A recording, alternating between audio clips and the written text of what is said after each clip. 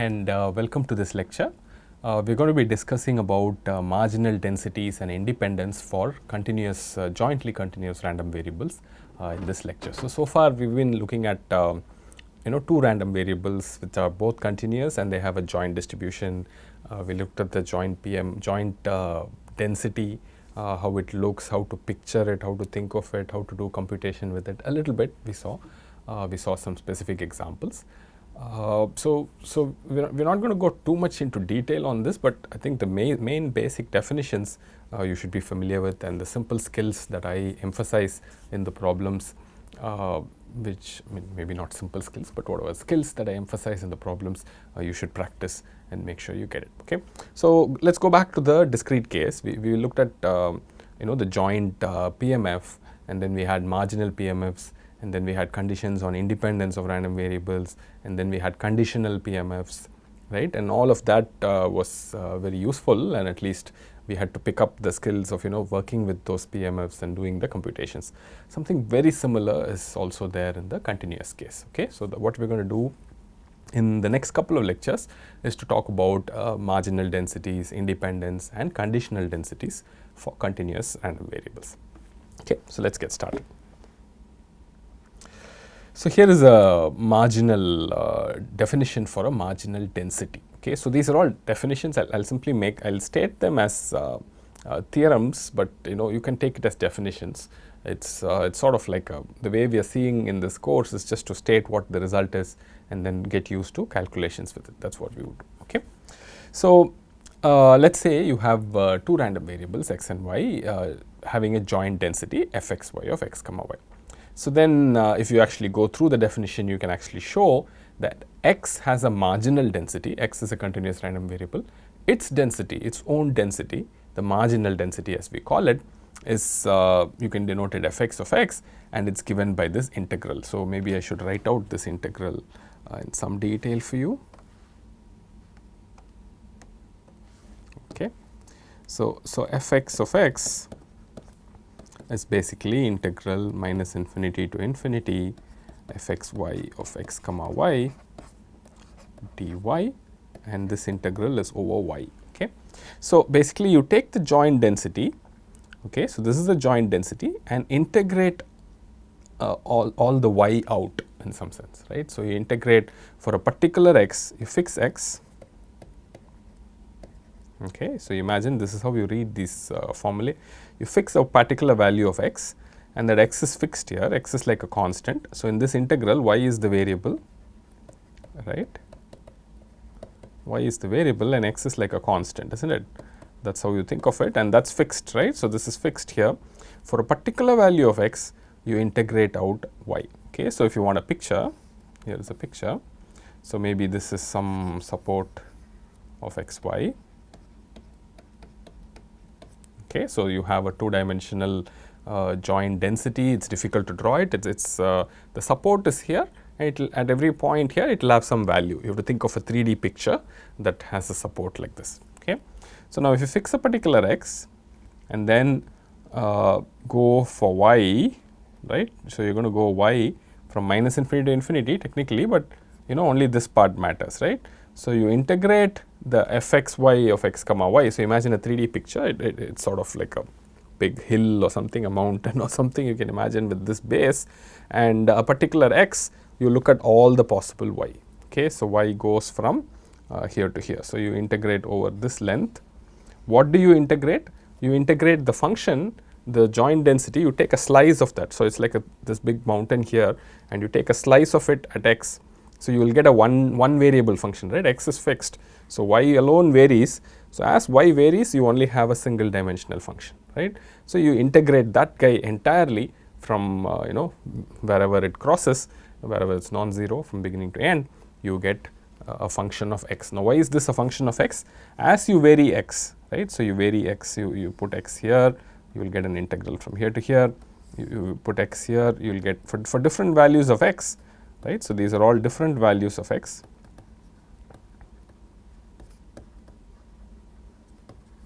Okay, you can literally imagine that this slice is moving as x changes.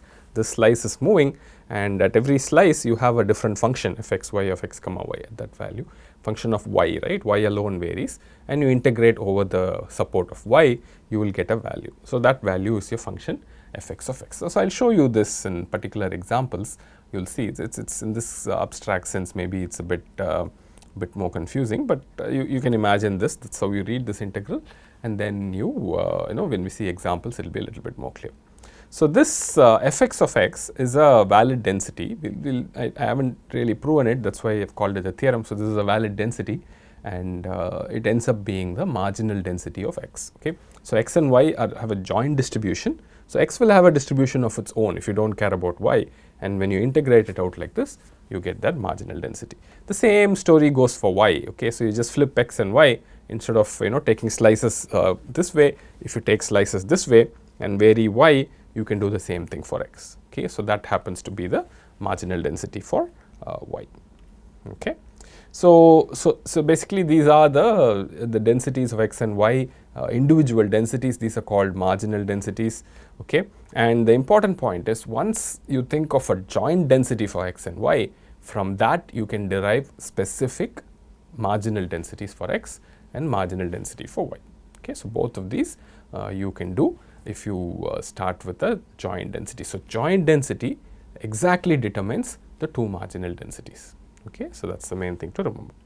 Okay, let us see some examples. So, there are two examples here, and I have put a theme here which is like marginals do not determine joint. I will come to this later, do not worry about that too much, but let us just start with these two examples and make sure we can do the this kind of integration. The easiest one we have seen is uniform on the unit square, right. So, how does uniform on the unit square look? 0, 1, 1, and you have this support, and this is your support, isn't it? So, this is uniform on the unit square. Okay. So, your fxy of x comma y, right, fxy of x comma y, in this region, in this unit square, the value of that function is 1. Okay. It is like this one cube. Okay. It is a cube that you put on top of this. So, you have at every point inside the square, you have a value of 1. Every point outside of the square, you have a value of 0. Okay. So, so imagine that. Okay. So, keep that imagination, that is very important. So, if I have to find fx of x, okay. So, if I have to find fx of x, I have to fix a particular x, let's say x naught. Okay. So, I'll do it at x naught.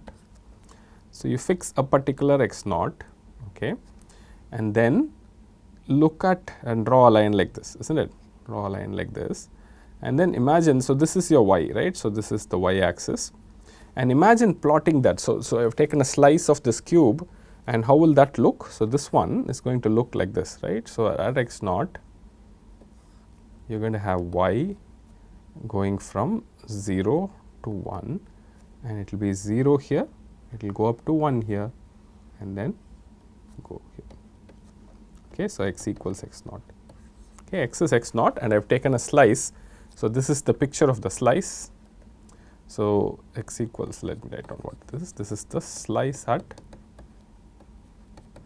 x equals x naught. So, I have taken that slice at x equal to x naught, and then I have drawn it out for you. I have just sort of rotated it and drawn it in this fashion. You can start from y being, you know, less than 0, come here, it will all be 0. Between y 0 to 1, it will suddenly rise up to 1 and come down. So, this is the picture. From this picture, you should sort of see that other one.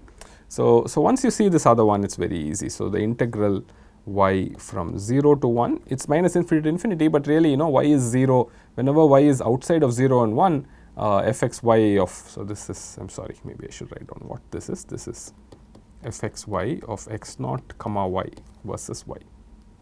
Okay. So, that is the plot here. Okay. So, fxy of x naught comma y versus y. Okay. So, that is the slice at x equal to x naught. So, fxy of x comma y is this big cube sort of function. I am taking a slice. So, my x gets fixed at x naught, y varies from minus infinity to infinity, and I get one nice little plot like this. Okay. So, this is fxy of x naught comma y. So, I have to now integrate this to get fx of x naught. I have to integrate this from 0 to 1. Okay. So, it is fxy of x naught comma y dy. and this is just 1, okay, and then 1 integrated from 0 to 1, I am going to get 1. Okay. So, this is true for any x naught between 0 and 1. Okay. So, what is this density? This is nothing but uniform 0 1, is not it? So, this is the density fx of x naught. You can see this picture here. I hope you can sort of see this. So, for every x naught you get 1, and as you vary x naught between 0 and 1. So, you take another x naught here, another x naught here. Wherever you take a slice, you will see you will get the same picture, right? The picture remains exactly the same. The slice is the same thing. Wherever you slice it, you get the same thing, and the integral will always be 1. Okay. So, the marginal density of x is actually uniform from 0 to 1. You can do the same calculation for y, and you will get that y is also marginally uniform 0 1. Is that okay? So, hopefully this example sort of illustrated how you go about doing this marginalization calculation. So, if you remember before, in the discrete world, what did we do? We took the joint PMF and added over all possible values of y to get the marginal of x, right? So, you summed over all possible values of y to get the marginal of x. So, here the summation gets replaced by integration. Okay. So, instead of summation, you get the integration, integrate over all y, fix x at a particular value x naught, you get the marginal density at x naught. Okay. So, the same story. Okay. So, here is the second example. So, the first example was okay. So, let us look at the second example. Second example is a little bit tricky. Okay. So, x comma y is uniform in D, okay, but D is not your standard square. So, what is your D? This D area, maybe I should do this whole thing in blue for you to differentiate between these two. So, this whole thing is going to be done in blue for you. So, this is x and y. If you want to do this fxy, so this D area is going to be 0, half, 1.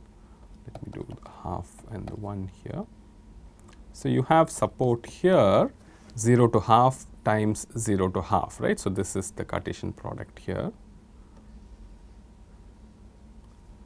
This guy, the first Cartesian product, and then you have this other one, half to 1 times half to 1. So, what is that? It is half to 1. X is between half and 1, y is also between half and 1. So, you will get something like this.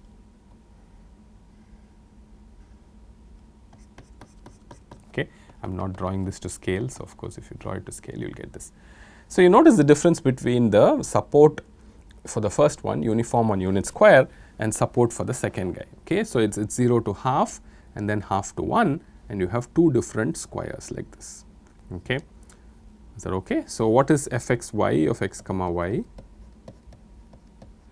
What is area? This is D, right. So, these two things are D. What is area of D? Is 1 by 4 plus 1 by 4, which is 1 by 2. So, fxy of x comma y is going to be 2 for x y in D and 0 otherwise. Okay. So, it is a slightly, it is uniform again, but it is taller. It is sort of narrower and taller compared to the cube that you had before on the unit square. So, it is a slightly different joint density. It is not the same as the uniform on unit square, it is a different density. Okay. So, now let us do the slicing here. Okay. So, if you do the slicing, notice what happens. So, if you slice here x naught between 0 and a half, you are going to get the slice looking like this, right. So, you go for y and then fxy of x naught comma y, it will be 0 up to 0, and then it will go up to 2 and then fall at half and go down to 0. So, this is what the slice will look between 0 and a half. So, this is for x naught in 0 half. So, if you look at this interval, then your fx of x naught is going to be integral of this function from 0 to half, that is just the area under this curve, right. So, it is 2 into half, it is 1 again. Okay. Now, let us go to x naught here. Okay. So, if you were to look at x naught here, okay, or maybe I'll call it x1 here, some x1 here, and the slice now will look a bit different. Fxy of x1 comma y, okay, it will be 0 up to a half, and then it will climb up, go all the way up to 2 and then fall at 1. Okay, so this is how the slice will look at that point, but nevertheless it does not matter. For any x1 and half comma 1, fx of x1 is also 1. Okay. So notice what happens here. So fx of x is actually 1 for x between 0 and 1. So x is actually uniform in 0 comma 1. Okay. So the same sort of calculation will show you y is also uniform in 0 comma 1. Okay. So a very simple example, I went through it in good detail for you, so hopefully you can see and understand and how I got this calculations done. But notice this amazing little result. Okay. So you had two different joint densities, right? Clearly very different joint density. One has a very different support. It's just the entire unit square is a support. So here there are two smaller squares, right? Smaller areas, half to half, half comma half, and then half comma half to 1 comma 1. So smaller squares, so they're a bit taller. The density, joint density is completely different, right? For instance, in the first case, you can have values around x equal to 0 and y equal to 1. Okay, so your random variable can take values around that point, right? In this second case, that this is simply not possible. Random variable will not take values around x equal to 0 and y equals 1. So those points are not taken at all. So it's a very different random variable. But if you only look at the marginal densities, what is the story that you get? They are the same.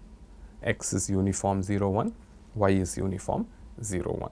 Okay. So this is an important thing to understand and appreciate. Even when you do modeling with data, marginal densities alone are not enough to determine the joint density.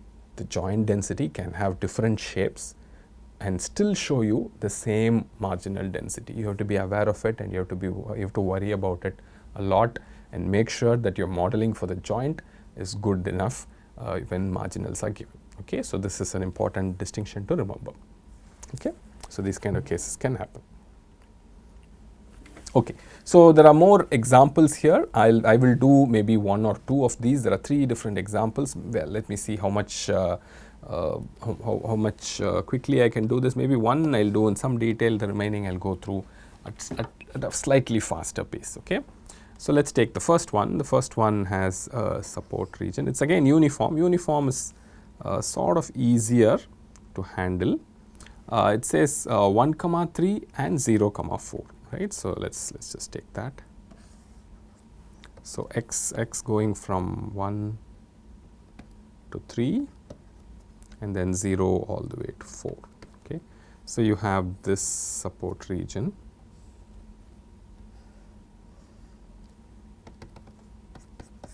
This is your support region. Okay. So what is the value of fxy? Fxy is the area here. 4 times 2 is 8, so it's going to be 1 by 8, isn't it? So 1 by 8. I'm sorry. 1 by 8 is the 8 is the area. So 1 by 8 is the value of fxy. Okay. Inside this, it's 1 by 8 height. Okay. So this much is the first step to do. First step is try and plot the support of the joint density and find its value inside the support. Okay, it's uniform, so it's easy enough to do. Okay, so now if you want to do fx of x, you have to slice, and most interesting slice is between 1 and 3. If it's outside of 1 and 3, it's going to go off to 0. Between 1 and 3, so now you have to sort of mentally picture the slice. I'm not going to draw the slice for you. It will go up to 1 by 8 at 0 and fall down to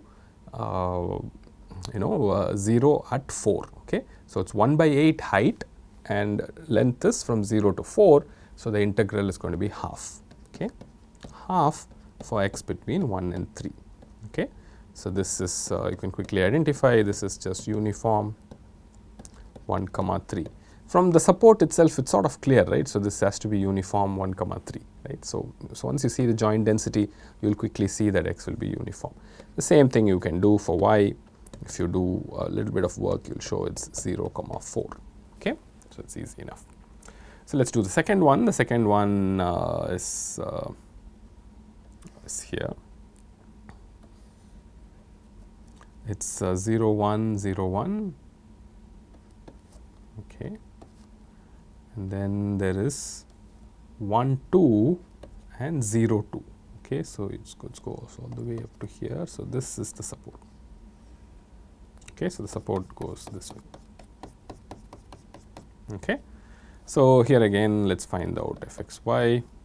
Okay, it's 1 plus 2, so it's 3. So area is 3, so it's 1 by 3.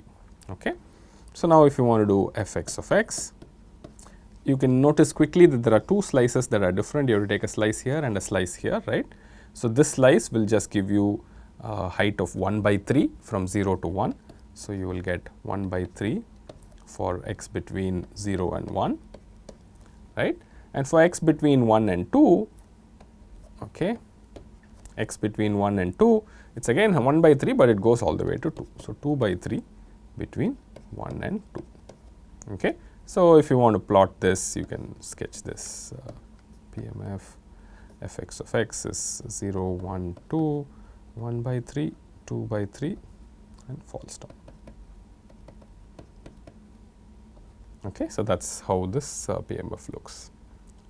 Sorry, this is how the marginal density looks. You can do a very similar calculation for fy of y. You will get, I think, you will get 2 by 3 for y between 0 and 1, and you will get 1 by 3 for y between 1 and 2. Okay, so that's how the distribution looks. All right. So hopefully you see this. So as the support varies, as the height of the uniform changes, you have to just carefully do the calculation. You'll get the answer. Okay. So the third thing I'm going to do is again uniform, but in this case it's not a it's not a rectangular shape alone. It's sort of like a triangular shape. So let's try that. X greater than 0, y greater than 0, and x plus y less than 2. So it looks like this. So it's 2, 2. That's the support, and fxy is half into base into height. So that is 2. So it will be 1 by 2. Okay. So the area is 2, right? So you get 1 by 2. Okay. So if you're going to take a slice here, now things get a bit interesting, right? So if you take a slice here, okay. So this point is what? This line, remember this line is x plus y equal to 2. So if you take a slice at x, the point where you get y is going to be 2 minus x. Okay. So you see that it's 2 minus x. So if you do fx of x, you have to integrate y from 0 to 2 minus x, right? At a particular x, you have to integrate from y equals 0 to y equals 2 minus x. The height is just a half and dy. Okay.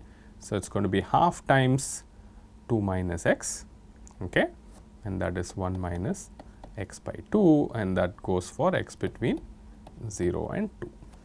Okay. So that's your PMF. You can plot it if you like. If you plot it from 0 to 2, 1 minus x by 2 will look like that. It's 1, and you can see that height is just 1, and that's how the PMF looks. So it's sort of a non-uniform PMF. From 0 to 2, it goes up to 1. Okay. So you can do fy of y also. Okay. So if you look at y, particular y, if you look at it, this is going to be 2 minus y. Okay. So x will vary from 0 to 2 minus y, the same sort of calculation, half dx, and that will become 1 minus y by 2. Okay. And you can plot this also, y going from 0 to 2. Okay. So this third calculation, maybe it's a little bit unsettling. Think about how I did it. The steps are again the same. The first step is to draw the joint density, figure out its height. It's after all uniform, so it's just a question of finding area. And then fix a particular x and take that slice. You look at that slice closely. So only thing you have to worry about is where that slice starts to climb and where it drops. And you can see as x varies, that slice width also varies. So that's the only thing that's different here. The previous cases it was all easier to see the slices. Here the slices change because the boundary depends on x. Okay, as you change x, boundary sort of continuously changes. It's x plus y equals 2. So y goes to 2 minus x. So identify that carefully and integrate it out. You will get the answer. Okay, so this was for uniform and marginal densities. Okay, so here is a general problem where you don't have a uniform density. So x and y are between 0 and 1 and the function is x plus y. You remember this joint density, right? It's sort of like that sloping thing from 0, 0 to 1, 1, 1, right? So here now I'm not going to bother with doing too much of drawing and all that. So let's just do fx of x. Okay, so I'm going to integrate. Y will, for every x, y is going to go from 0 to 1, right? There's no problem there. So because this is just a entire area, rectangular area. So now I have to just integrate x plus y dy, right? X is treated like a constant, y varies. So this is just xy plus y squared by 2 between 0 and 1. Okay, so you put in 1, you get x plus a half.